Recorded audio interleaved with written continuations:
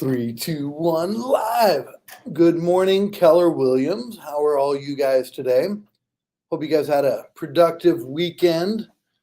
I did. We had a soccer startup, which is great. I miss soccer tournaments, so my 12-year-old plays with the Menor Cardinal Soccer Club.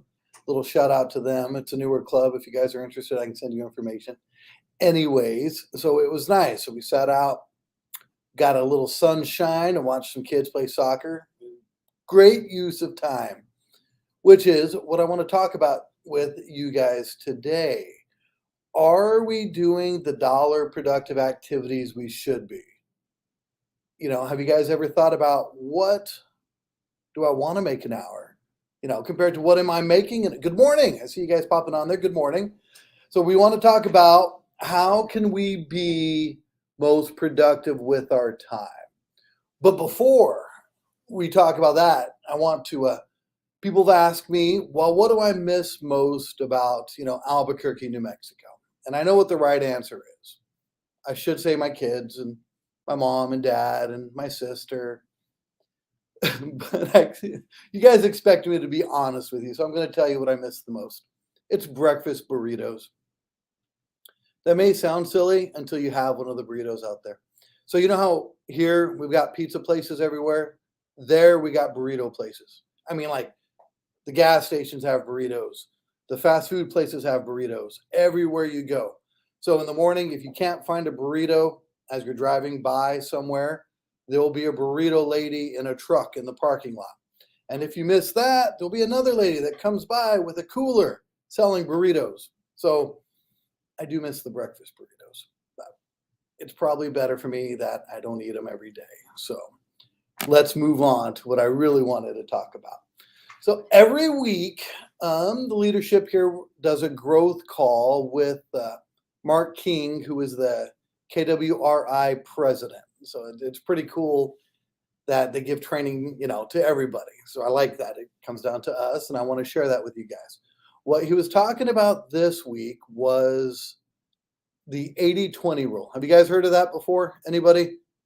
It is, I'll say it in my Hispanic accent.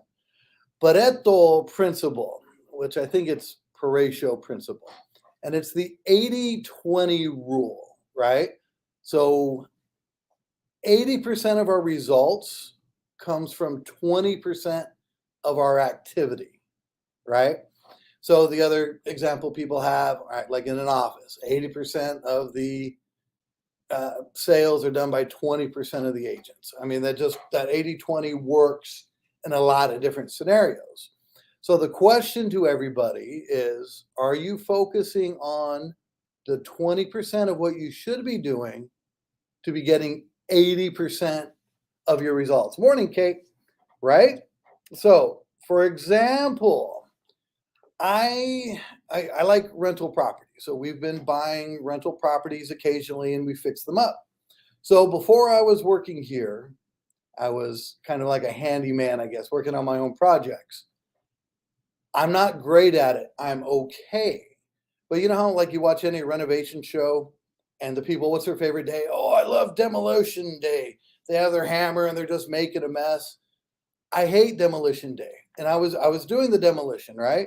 But then I found it was cheaper for me to hire somebody to do it. One, they were so much quicker at it than I was. They're actually better at it.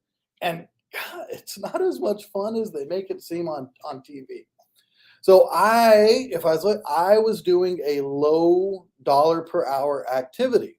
It would have been better for me to act as a manager instead of a laborer. Okay. So let's look at it in our own business. How much money, you guys post this in there? Okay.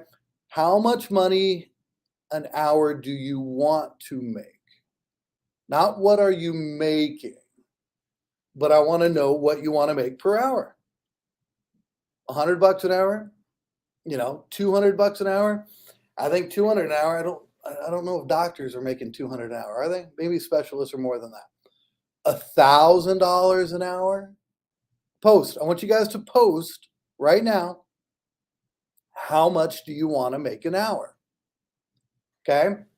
And if you want to be crazy, double it. If you want to be real crazy, we can go all Grant Cardone and 10x it. But I don't want to go that crazy yet. Let's just double it. Okay. So let's just use $1,000 an hour as an example, right? So now we need to look at it. Are the activities I'm doing $1,000 an hour activities? Or are they $10 activities that I'm doing? So I'm busy because I don't have anything else going on right now, right? Or I enjoy doing it. It's okay to do things. I enjoyed doing the demolition a little bit, but it wasn't the best use of my time. So it cost me. So if I have 1,200 an hour, I love it. 1,200. I love that number. Okay. So if we're looking at the 1,200, don't do anything that is not a $1,200 an hour job. Does that make sense? Is it a $10 an hour job? If it's a $10 an hour job, what do? We find somebody to do it for $10 an hour. Because if we do it, we're killing our average, right? We're not doing $1,200 an activity. So when I was doing my project, so it broke down to, he was probably doing $20, $50 an hour is what he broke down to. But if I figured I'm worth $1,000 an hour, I'm losing $950 an hour by me doing this job, right? So what else did it cost me? That particular project, it took me a year to do. I'm not proud of that. It's just for whatever reason, it took me a year. Okay, so I lost time as well. Okay, so a lot of these things that we do that we like to do because it's fun, we're not even really good at it. There's somebody we could pay that is a lot better at it to do. And I know what people are thinking, well, I'm just starting out. I don't have, a lot of resources, which is agreed. We should always lead with revenue. But some of this stuff, you guys ever heard of Fiverr? People will do stuff for $5. There's a guy in Portland right now on his 4th cup of coffee that loves designing flyers and he loves creating stuff. And he'll do it for $5 and he'll do it better and quicker than you. So I'm just saying, look at what we want to make an hour. What do we value our time at? And now let's focus on doing those $1,200 an hour activities, not the $10 an activities, 20, even $100 an hour activities, right? And then if we get to that point in our lives and we want to get real crazy, let's apply this principle to the household stuff, right? I kind of joke with my wife is, I'd rather pay somebody to do laundry. I don't really want to do it. If I'm worth $1,000 an hour, why do I want to do that stuff? Anyways, I just want you guys to just shift your thinking a little bit, right?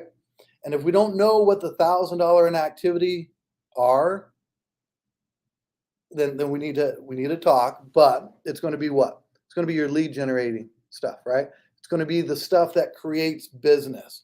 Let me give you one quick example, and then I'll let you guys get to making your $1,000 and $1,200 an hour.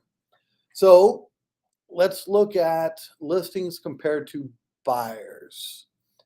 How much less time do we spend on a listing, right? Maybe we got a couple hours in a listing, realistically. Maybe some of you have more, but I think a couple hours is probably realistic. We can make $6,000 on a listing. We're at 200,000, $3,000 an hour, right? Okay. A buyer is going to take more time, aren't they? A buyer, maybe we end up with 10, 20 hours for less money because of the goofy splits we have.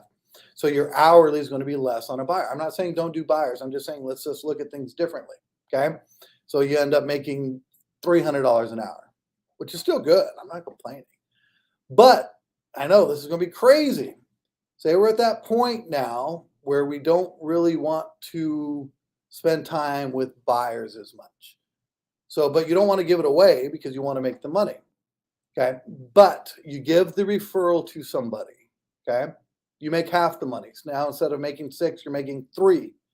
How much time do you have in that deal though? How much time do you have in that? An hour? 2 hours? So you took your buyer, which was, a $300 an activity, you referred it out and now turned it into a $3,000 an hour activity. I know there's other things that go along with it and everything else, I'm just let's change the way we look at things, and the things we look at change. You guys ever heard that?